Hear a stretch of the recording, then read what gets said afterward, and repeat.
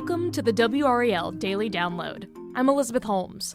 North Carolina is known for being first in flight. Wilbur and Orville Wright took that title. But fast forward 122 years. America's first flying car is touching down right here in the Tar Heel State. I spoke with WRAL's Flynn Snyder over the phone about the new aircraft. I think the best place for us to start is just where are you right now? What have you been doing all day? We're about an hour and a half northwest of Raleigh right now, near the Virginia border, at the Center for Automotive Research in Northampton County. And typically, this is where they test all sorts of mobility, electric vehicles on a test track. But today, there was quite the demonstration in the air involving a so-called flying car. First of all, that is crazy. How did you find out about this flying car that they'd be testing? How did it get on your radar? So there's a pilot named Heather Chertia who is essentially going around the country. She owns what she says is the nation's first flying car.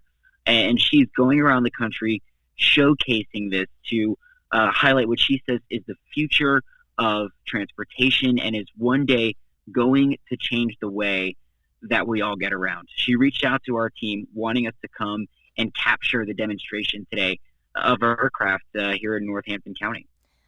I got to see some of the videos, and obviously we're doing this for a podcast, so I want you to get as descriptive as possible. This was wild to see. For people who might not be able to see your story, see what it actually looks like, how would you describe this contraption? What does it look like? What did it remind you of? It's like something out of a movie, out of the future, unlike anything I've ever seen before. How the pilots of today's demonstration described it is it's essentially a biplane that can take off and land vertically, almost like a helicopter, so to speak. It's a single-seater, all-electric aircraft. It's got a range of only about 25 miles. It can go about 60 miles an hour and is what Chertia believes is the future of transportation. That's really cool. It looked really funky, just in the videos. It was kind of this darkish green color. It looked like it had this long part on the front. Correct me if I'm wrong, but that's what I remember from the video. Almost kind of like a flying box in a way. That's what it made me think of. Yeah, and I actually had the opportunity to sit inside, and the controls themselves were very simple, almost like a video game, so to speak. There's two joysticks on either side of you and just what is essentially a tablet giving you navigational data. So it's very simple. It falls under the Federal Aviation Administration's ultra light aircraft category, meaning you don't even really need a pilot's license to operate it. What was it like actually seeing someone go up in the air in something like this? What was it like with the takeoff, with watching it in the sky, with watching it come down? Just kind of walk us through, visually, what did that look like? Yeah, it sounds like a drone. The takeoff was pretty vertical. It didn't require a lot of space to take off. The person operating the aircraft took off and kind of maneuvered around the test track here at the center. He performed flybys. He, sped away and then would stop really suddenly. It maneuvered quite seamlessly, it seemed like to us, again, using those two joysticks. And then the landing, too, did not require a lot of space as well. There are only a handful that have been distributed to consumers now. It's from a California-based company named Pivotal. And this is something that Chertia and other enthusiasts and others who are in this realm of the aviation space believe could be very scalable within the next decade.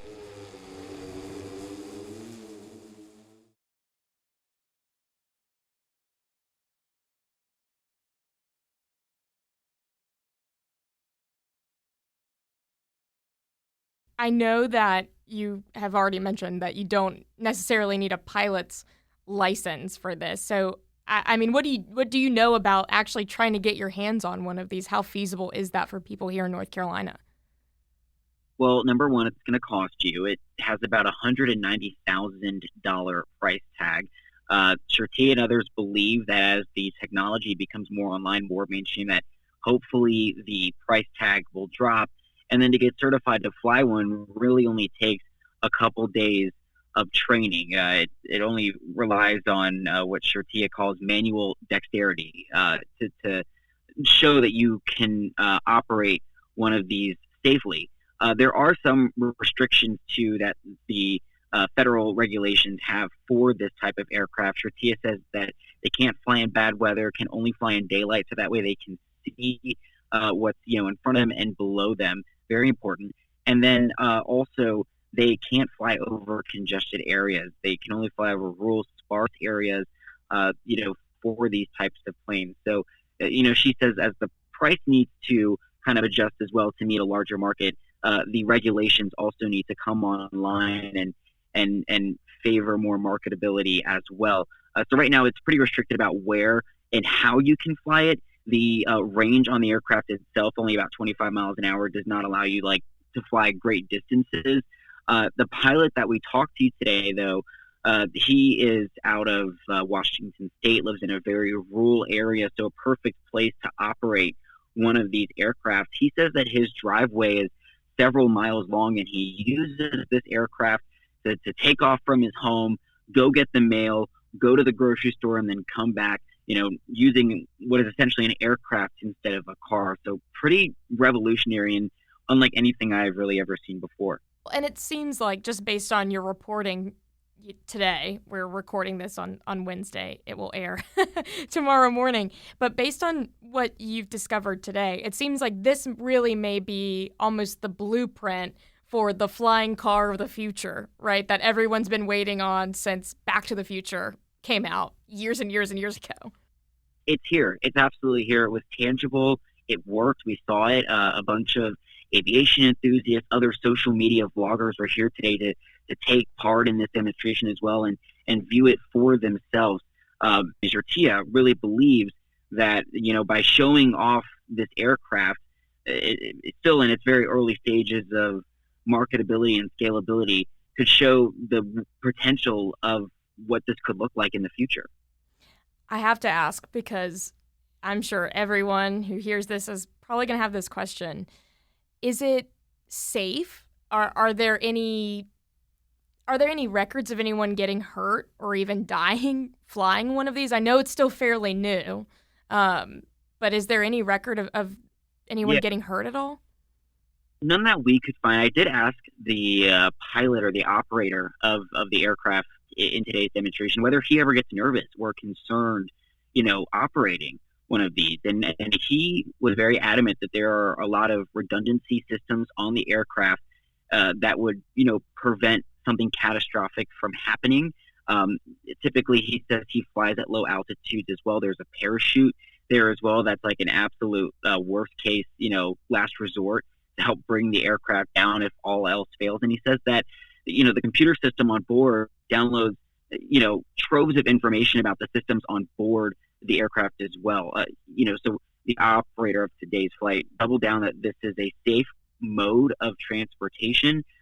It's obviously heavily restricted right now as far as where and how you can fly it. Any other questions that you may have about kind of the future of this? Anything that you're still kind of itching to know about this? Well, I think where is the line, right? I mean, we have this really cool futuristic type mode of transportation that, is expected to become more available to consumers in the next couple of years.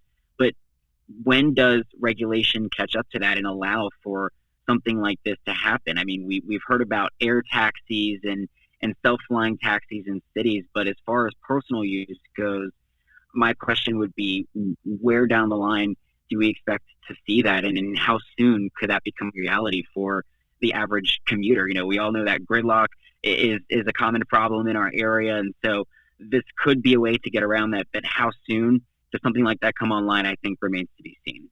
Flynn, thanks so much for taking the time out of your busy day reporting and hopping into futuristic flying cars to talk with us today. I really appreciate it. Thank you, Elizabeth.